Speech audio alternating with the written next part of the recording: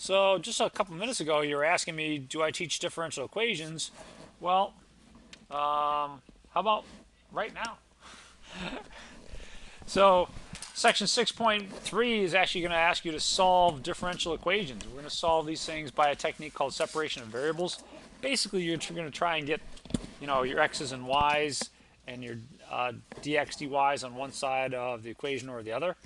So for instance, problem number 10 is going to look like this. Y times y prime equals negative 8 cosine of pi x. Keep in mind what y prime represents. Y prime is really a different notation for dy by dx.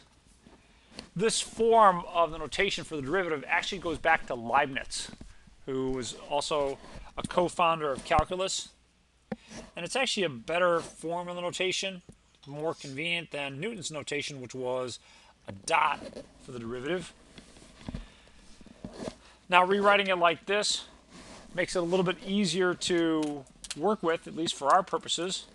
So what we're going to do is we're going to multiply both sides of this equation by dx. So on the left-hand side, the dx here and this dx are going to cancel each other out. It's going to leave me with y times dy equals negative 8 cosine of pi x dx. Now let's keep in mind that our goal in such a problem is actually to solve for y. That's what our goal is. And right now we've got, y and wrapped up with this dy term, this dx term. But those things are suggestive. What are they suggestive of? What do you think we might do to try and get y by itself and solve for y? Yeah, integrate. That's exactly what these things suggest. So we'll integrate both sides. So the integral of this is going to be y squared over 2. I know there's a constant, but we'll just put the constant on the right-hand side. We don't need two constants. One is good enough. Now, how about the integral of negative 8 cosine of pi x? Well, we know it's going to be a sine of pi x. If I was differentiating, I'd end up having to use the chain rule, and I'd multiply by pi. But since I'm integrating, you're going to do the opposite of that. You're going to divide by pi. And then I still have the minus 8 out in front. And now is where we put in the constant. So one last little thing to do, or we could do, is if you multiply both sides by 2, you get y squared equals negative 16 times the sine of pi x over pi plus a constant. Now, how come I didn't change the constant? Yeah, 2 times the constant, still a constant. Technically speaking, you could call this constant 1. This would be constant 2, but we just abuse them. They're constants, so we're going to leave it that way. How are we looking on problem number 10 there? Doing all right? You could, but you know what? From this point right here, you could actually graph it on Desmos. So let's take kind of a quick look at that. You know what? Let's see. I'll just go over here. Desmos, graph. I like to do projector mode. So let's see here. It's going to be y squared equals negative 16 sine of pi x divided by pi. When you want to get pi, you can either click down here, or I just type in the letters pi, and it quickly switches it. So that's kind of cool. Plus a constant.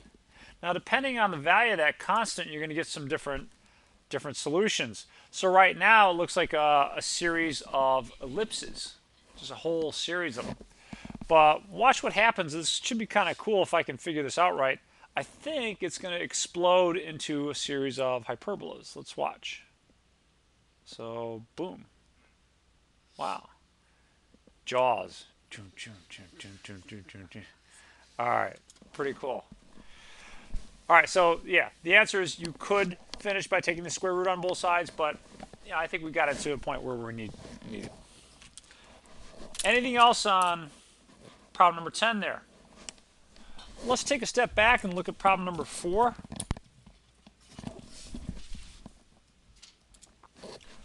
So problem 4 is dy by dx equals 6 minus x squared over 2y cubed. Okay. So what would you suggest we do to start here? Yeah, multiply both sides by dx. So that'll give me dy equals 6 minus x squared over 2y cubed times dx. All right, that's a good start. But we should probably do something else here. Rand, any ideas?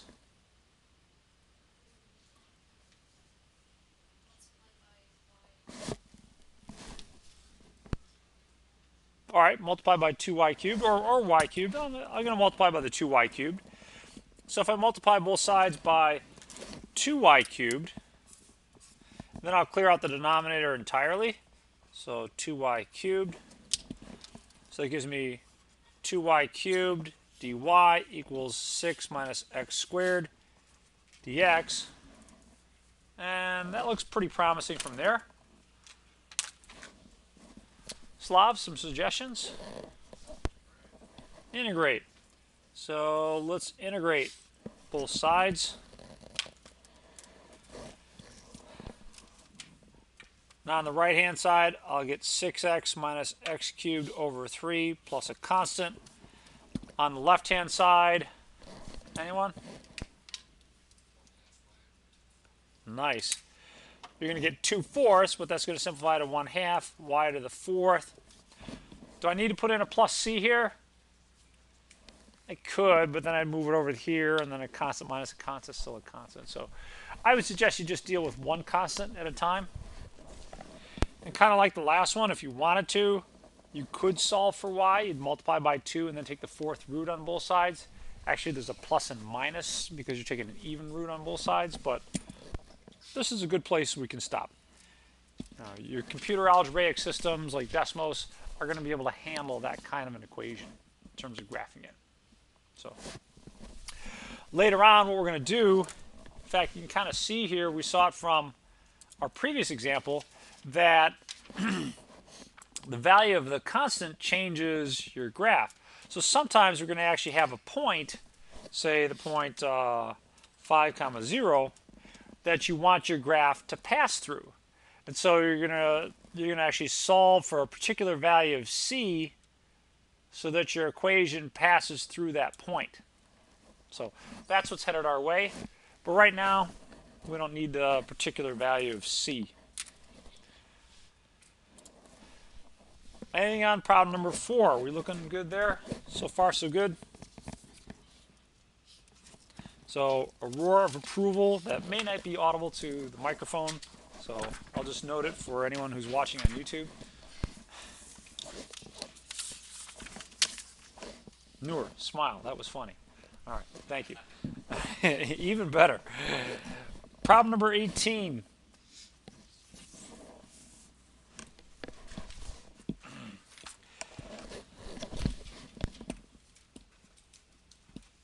Two x y prime minus the ln of x squared equals 0. So, a couple things going on with this one. Keep in mind that this is secretly your dy by dx term. I'll note that when I'm ready for it. Let me start by moving this term to the right hand side. 2x y prime equals the ln of x squared. Y prime equals the ln of x squared divided by 2x. And not that it's going to make a huge difference in terms of our ability to solve this one, but we can make our life a little bit easier here. This is going to be dy by dx equals, I said we can make our life a little bit easier. It's over here on the right-hand side of the equation. There's something I can do that'll simplify it. Kevin, do you see what it is? Good. You're going to use the power rule for the logs. So that's 2 times the ln of x over 2x. And nice and neatly, that means the 2's disappear from our work. So I get ln of x divided by x. If I multiply both sides by dx, I get dy equals the ln of x over x dx. Looking better.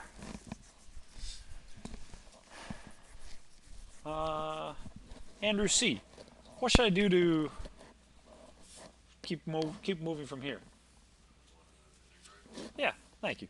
Let's integrate both sides. So, again, Leibniz notation. On the left-hand side, you get y plus a constant.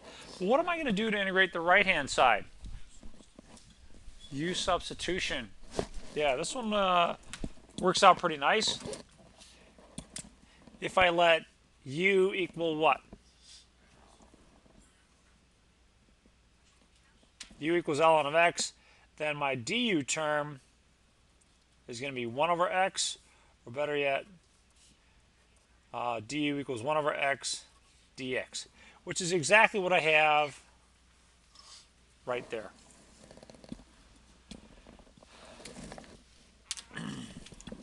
So let's see what y equals.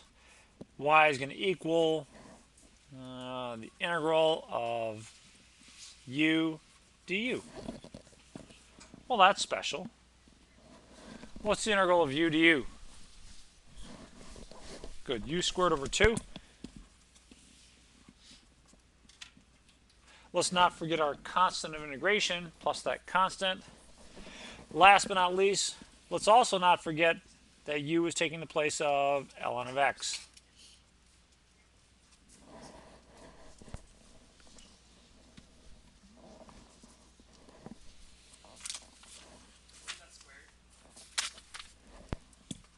Where? Thank you. Okay. First 3, pretty easy, not bad. Really, a lot of it's just kind of a reminder of some of your techniques of integration. We are going to have to work a little bit harder in problem number 34 because we're going to be given an initial condition.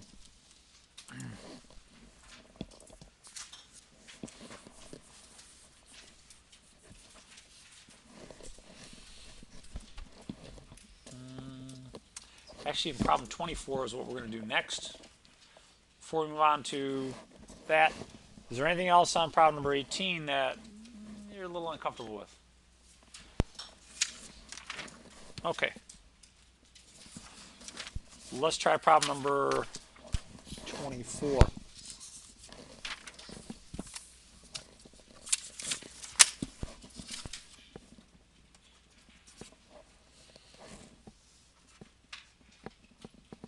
Now, I'm not a huge fan of using t's because t's look too much like pluses, but here I'm not going to try and avoid it.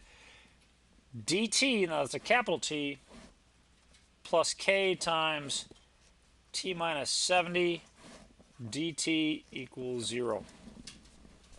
Wow. A lot going on with this one. So let's see about trying to solve it. I'm going to move this term completely to the other side. So that's going to be dt equals negative k times t minus 70 dt.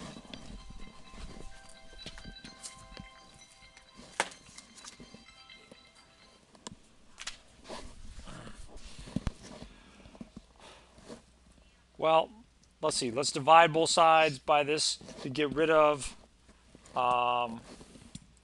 that binomial.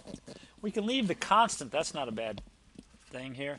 So dt is going to be t minus 70 equals negative k dt. So you got a big T and a little t.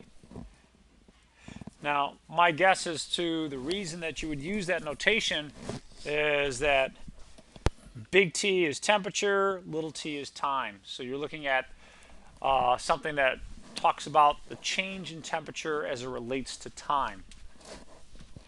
Actually, this is probably something that comes from what's called Newton's law of cooling. So we'll see. In any case, what do we do now? Integrate. Thank you. So on both sides of the equation, we're going to integrate. That didn't show up too well. Let me hit it again. There we go. That's a little bit better. So we're going to integrate both sides. And being very helpful like I am, I'll do the right-hand side. That's going to be negative k times t plus a constant. What about the left-hand side? You can do u substitution, but let's see if we can just kind of do it, brute force. Because your u substitution would be u equals this, and then du would equal dt. So there you go. ln of t minus 70. So when your u substitution results in a du equals dx or a du equals dt, just kind of think it through rather than actually have to formally do the u substitution. Now I think they gave us an initial condition on this one, and that is that t of 0 was equal to 140. All right, so we're going to need that later. So we'll kind of keep this off to the side. For right now, though, it would help us if we could solve for t. And in this particular example, it is important that I have the constant here. So let's see what the role is that this plays. How would you begin the process of solving for t? Thank you. We're going to do the exponent on each side. So I'm going to do e to this power equals e to this power. You're going to exponentiate both sides. That works out pretty nice. Dylan, on the left-hand side, how do things simplify? Good, t minus 70.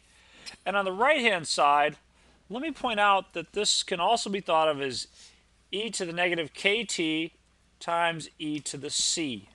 Remember, when you multiply things with the same exponent, or same base, you add their exponents, right? So I'm just splitting this up, and you're going to think I really enjoy abusing constants, but it's true. E to a constant is just a constant. So this is a constant times e to the negative kt. Technically, it's a different constant, but we've been through that story a couple times. So you just leave that there. Almost done. Let me move the 70 to the right-hand side. T equals c e to the negative kt plus 70.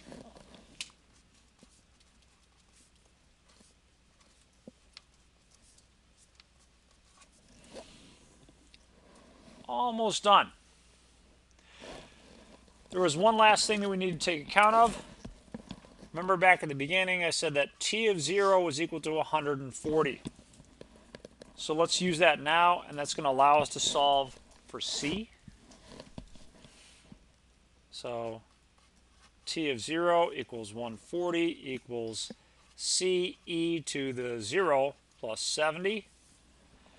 If I subtract 70 from both sides, I'll get 70 equals c times 1, or basically c equals 70.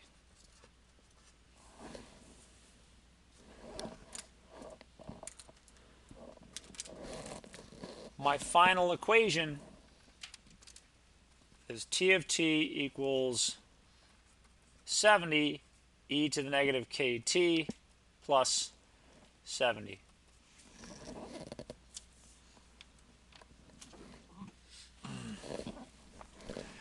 Now, an interpretation of this, assuming that k is some positive number, is that the initial temperature is 140. If you put in a 0 here, you'll get 70 plus 70 is 140. But this term is going to cause a cooling, a decay. And that temperature is going to decay until it gets down to that baseline level of 70, and then you're not going to get any more cooling. So gradually, things are going to get cooler until you get down to 70 degrees.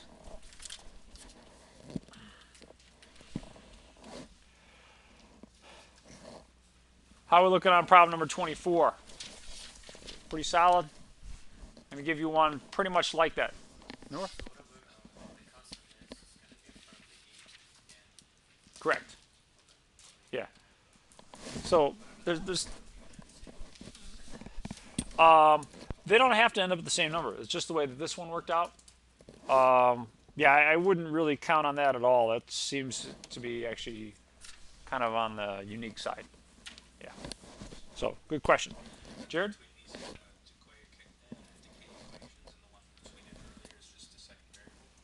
You mean this term here? Or, oh, this part right here? I mean, they are similar to what we've done before. Yeah, they very much are. And somehow or another, compared to what we've done in another section, you do have this extra term here. Eventually, what you would do is you would figure out what K is, so you could actually make predictions. All right, so I should probably mute this, but I'll do a little confession. Remember one time when I lost power for an extended period of time, I actually, fit a decay equation like this to the temperature of my house. And it was actually pretty accurate. It predicted my temperature after a day, how cool it would be, and it was. So, all right, I know, math nerd, whatever. All right. Let's do a couple more. Actually, I want you to do this next one. It's problem number 34. It's very similar to what we've been doing.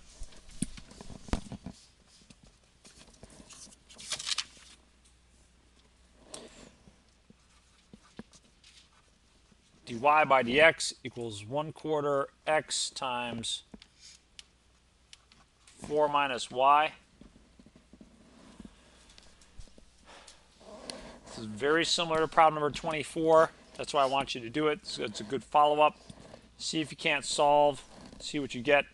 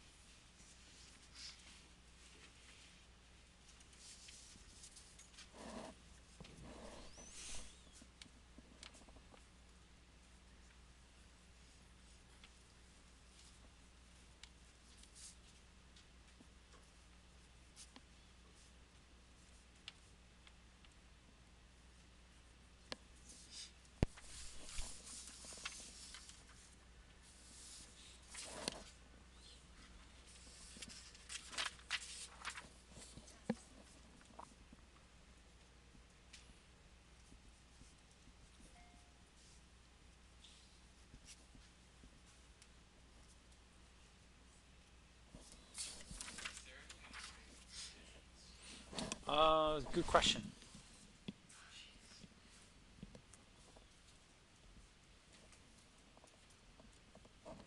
No.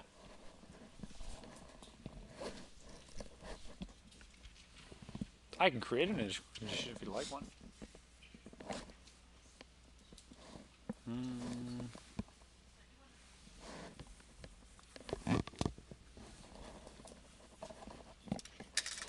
We'll do that when we look at the graph.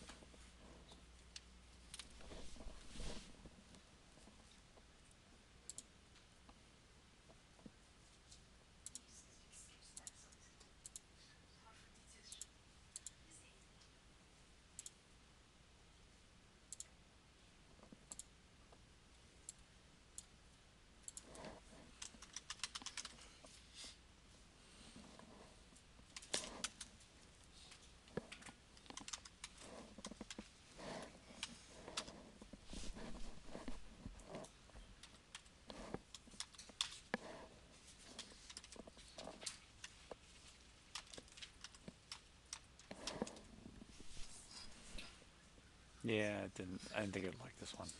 All right.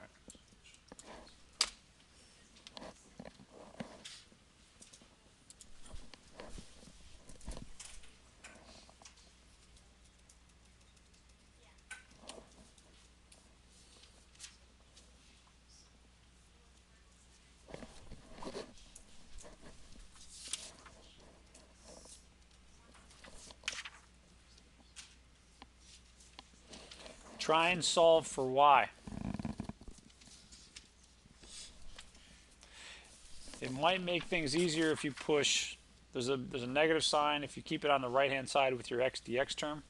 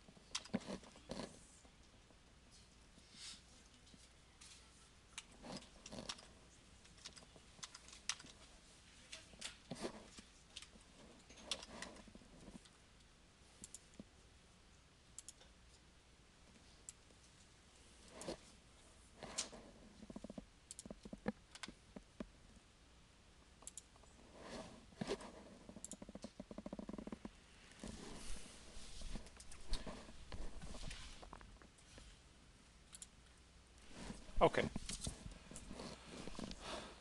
Let's look at this one together.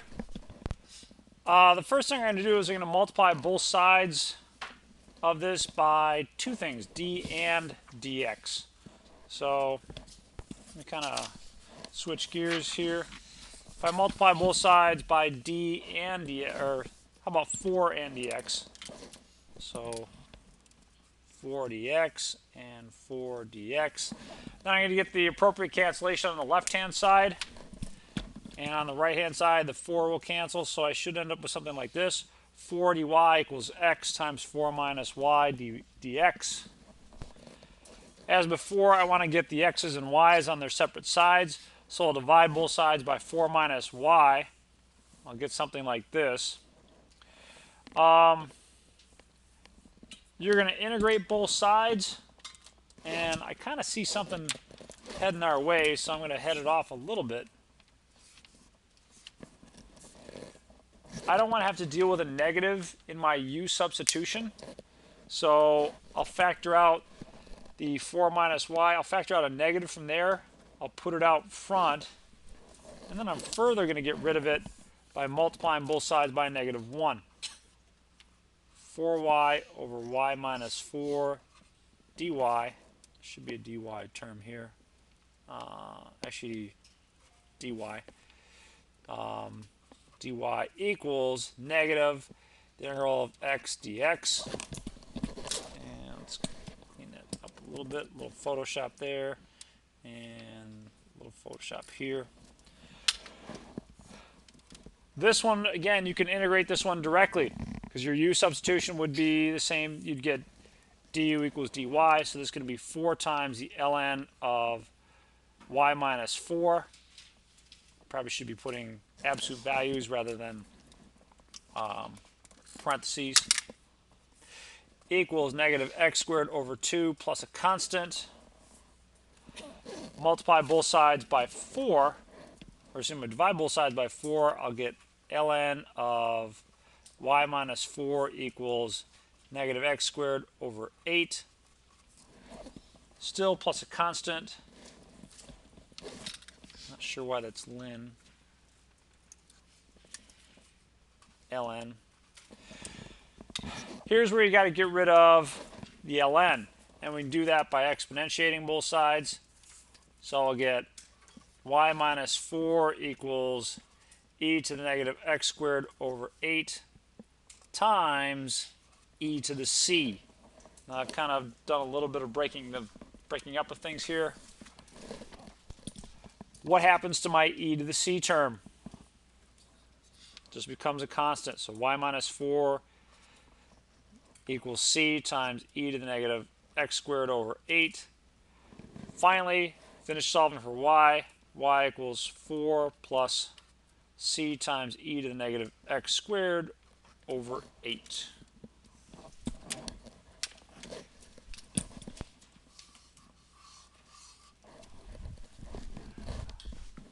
How many people got that? Wow. A sort of 1.5.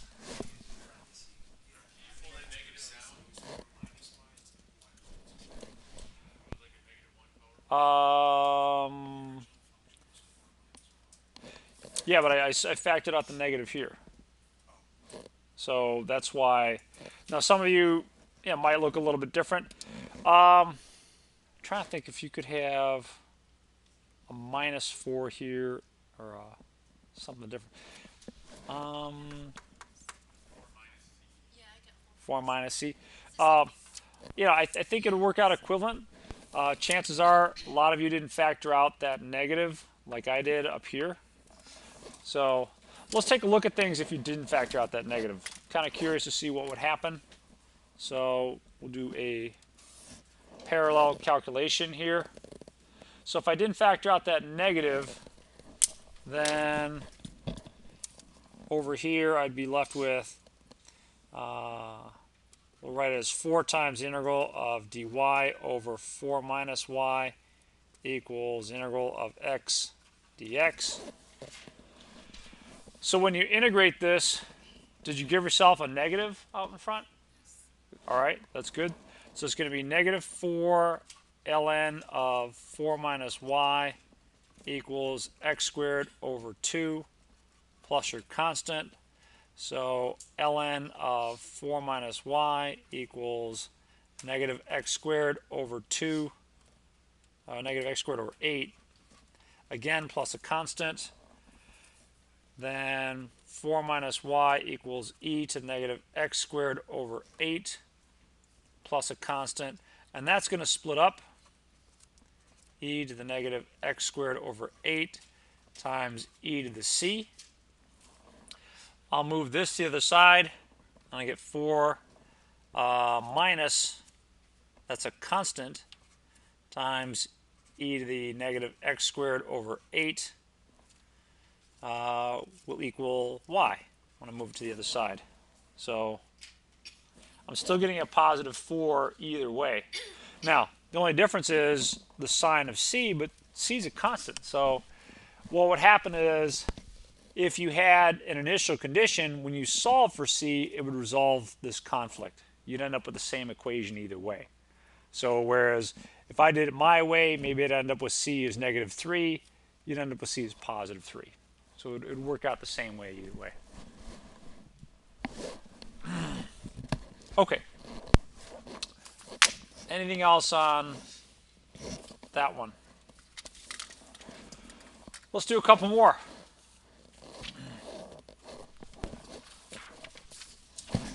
Problem number 26.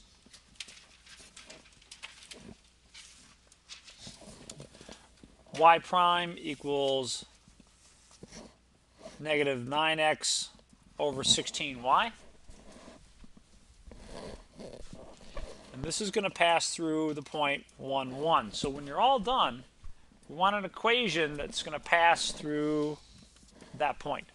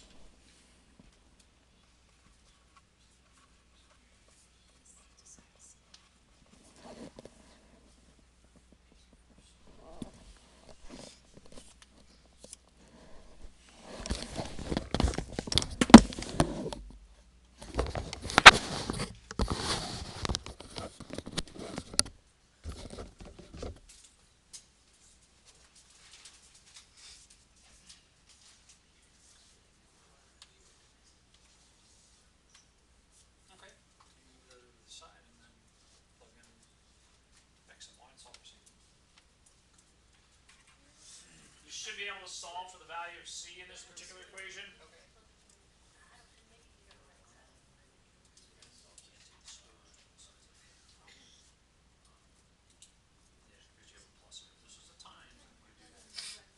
The other thing you want to keep in mind, if you have to take the square root of both sides of a plus and minus. Okay. Most of it looks right. I don't know the actual solution. It looks reasonable.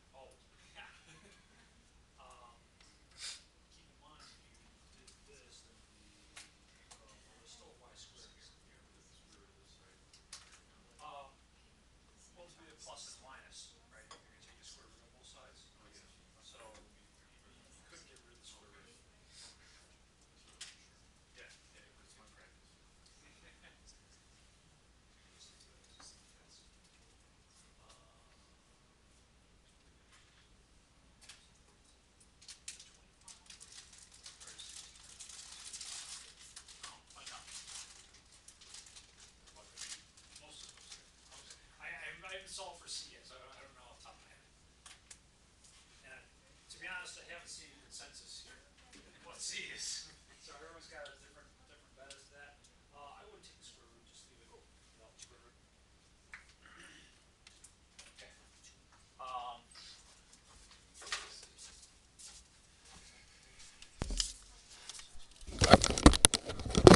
So what's nice about this one is that the variables separate pretty nicely.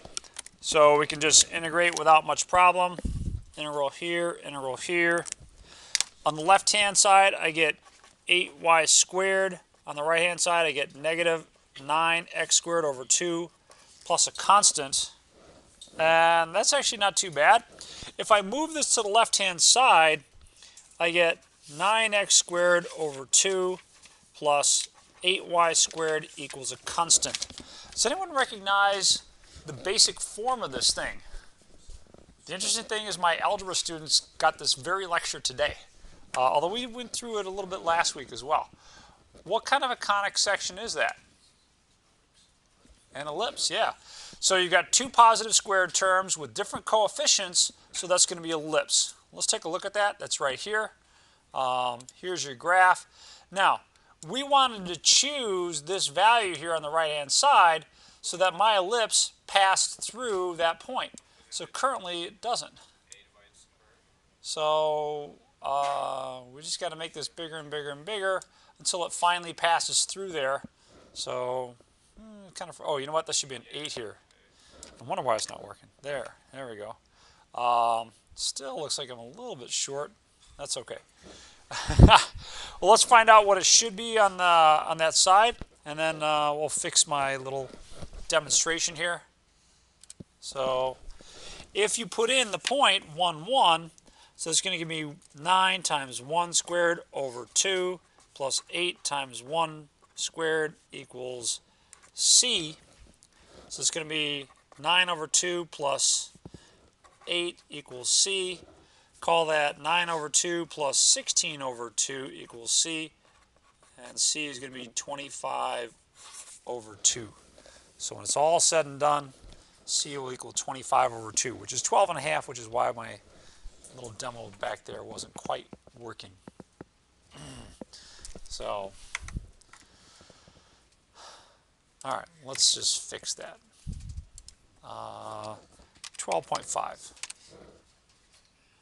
There you go. Perfect. Spot on. So that's what we wanted. We wanted to find the curve so that this graph would pass directly through that point. And we did. Andrew?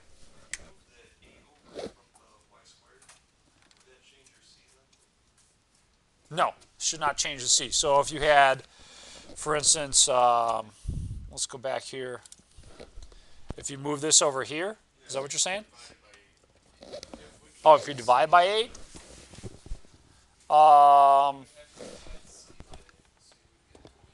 Well, no, you'd get a different constant. You'd get, so if we divided this by 8, you get y squared equals negative 9 x squared over 16 plus a constant.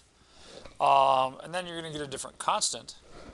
So when you're writing the equation like this, so 1 equals negative 9 sixteenths plus c.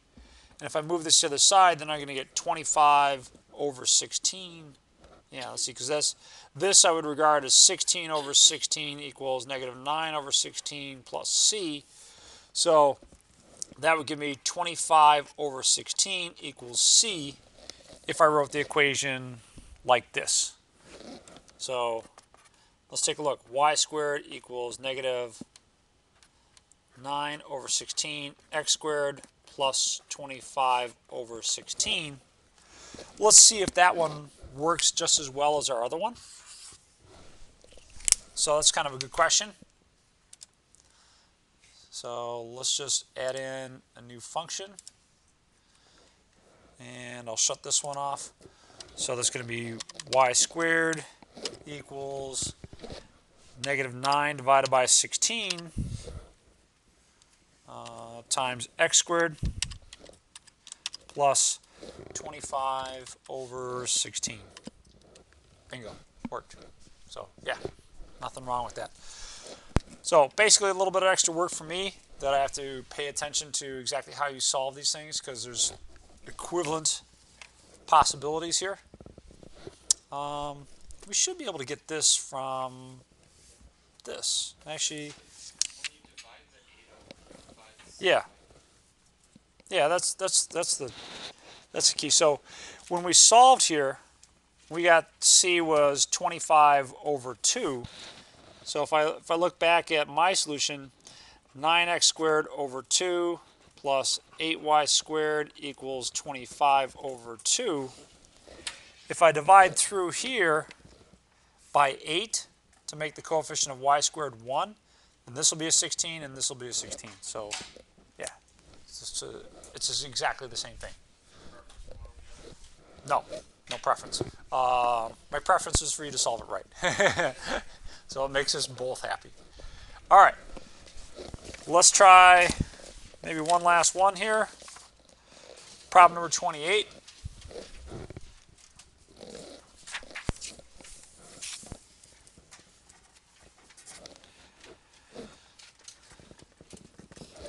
Y prime equals 2y over 3x. And this one's going to pass through the point 8 and 2. Now at the end, when you're trying to solve for y, or maybe clean up the equation, let me just throw out that you can raise both sides to the 6th power. And you should get some nice simplification at the very, very end. That'll help you, a little bit with solving for C. But good luck. If you have some questions, Mimi and I will be walking around.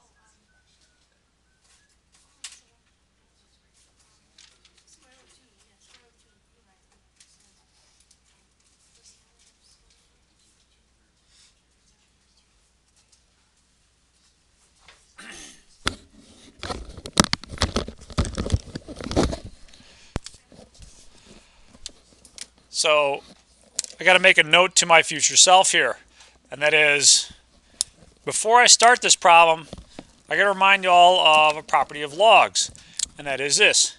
If you have log, or excuse me, let's write it as b to the log base b of, say, y, these things cancel each other out to give you y. But there's one important thing that a few people seem to overlook and forget, and I understand that. You don't use this stuff all the time. That's fine. And that is the coefficient out here, even though it's not written, it's understood to be a 1. So if you have anything out here other than a 1 in front of your log, you got to get rid of it using the power rule. You got to move that up into the exponent. So, all right, we'll put this result aside for a minute until we need it. So we'll go back here when we need to. For now, I'll multiply both sides by 3x and get 3x, let's see, dy by dx equals 2y. Then I'll multiply both sides by dx. 3x dy equals 2y dx. Well, let's divide both sides by x and y. xy, xy. That'll clean things up a little bit for me. I'll get 3 dy over y equals 2 dx over x. So we'll get the requisite cancellation. And that's what we wanted. We wanted to get the y's and x's on both sides by themselves. So from here we can integrate. Let's integrate both sides. On the left-hand side, I'll get 3 ln of y. And on the right-hand side, I'll get 2 ln of x plus my constant. So what's coming up next is I want to get rid of the ln terms, and I do that with the logs, or excuse me, with the inverse of the log, which is the exponential. So e to the 3 ln of y equals e to the 2 ln of x plus my constant. Now it's here that I got to use that result. These don't cancel each other out just yet. I've got to move this term up into the exponent. Now I think the way that a lot of you did this, you ended up with a 1/3 and a 1/2. That's fine. You still have to move those terms up into the exponent. So it's going to be e to the ln of y cubed equals e to the ln of x squared. So I don't really need the absolute value there technically. Now is where these things can cancel. So it gives me y cubed equals x squared times a constant. Let me see if I can't justify it as to why we get that. When we multiply these things together, you add their exponents. So this is just c times x squared. So let's just write it like this, times c. Are we okay here? Now I think a different way to solve this, you would have ended up with, for instance, y to the 1/2 and y to the 1/2 and x to the 1/3. Is that right? Y to the 1/2 equals x to the 1/3 times a constant. My advice to you at the start of the problem was you can raise both sides to the 6th power. 6 times that is going to be y cubed. And 6 times this would be your x squared. C to the 6th is still a constant. So we're going to leave it like that. So if you happen to end up like this, then yeah, get rid of the fractional exponents. Nothing wrong with that. To finish this up, remember this is going to go through the point 8 and 2. So 2 for y, 8 for x. So it's going to be 2 cubed equals 8 squared times c. So 8 divided by 64 is going to be 1/8.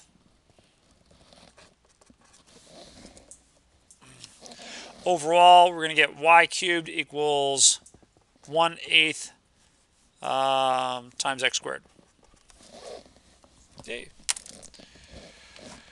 Whew. All right. How are we looking on that one? All right. Good stuff. Good stuff.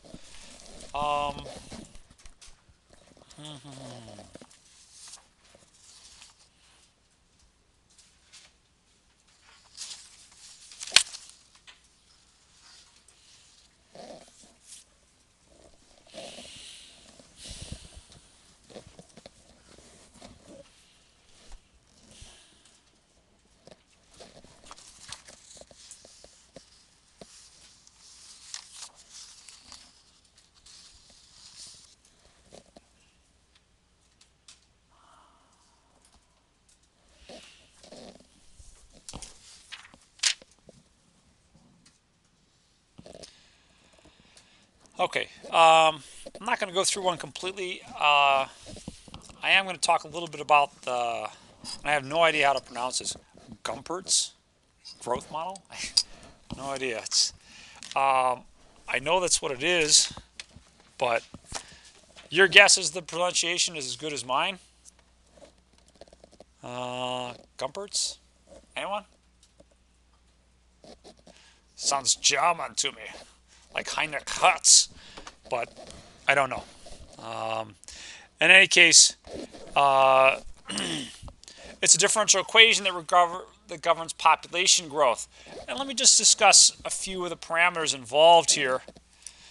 So what happens is that the rate of change of your population, so y is the number of wolves, rate of change with respect to time is proportional to, that's where you get that constant, the original population times this little term here, natural log of 200 over y. The effect of this is going to be to limit your population. The most it's going to grow to is, say, 200. So you can solve this the way we just did with separation of variables, and you're going to get an equation like this as your general solution. Solve for your constant, etc. You do get kind of a funky looking equation when it's all done. If you notice, let me kind of zoom in real close here. And man, you must have had to really strain to work on this in the book.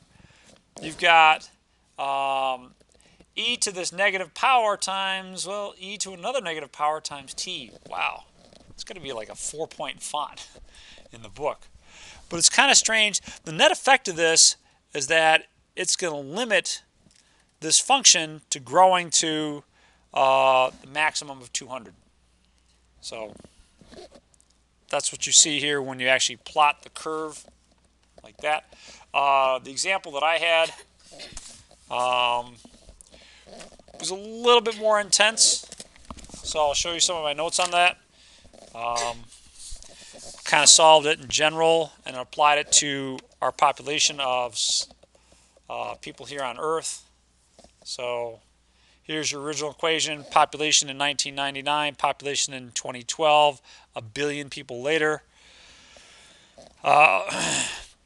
Here's your equation, little u substitution, and eventually solve for y. And then you got to solve for some parameters as well. So plugging in an initial value, you can solve for c, then you plug that in, and then eventually solve for k.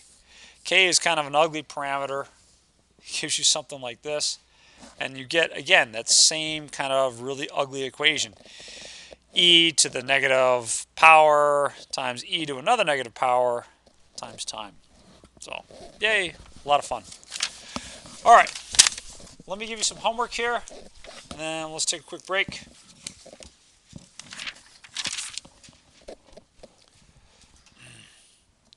For homework, try, let's do 1 through 37.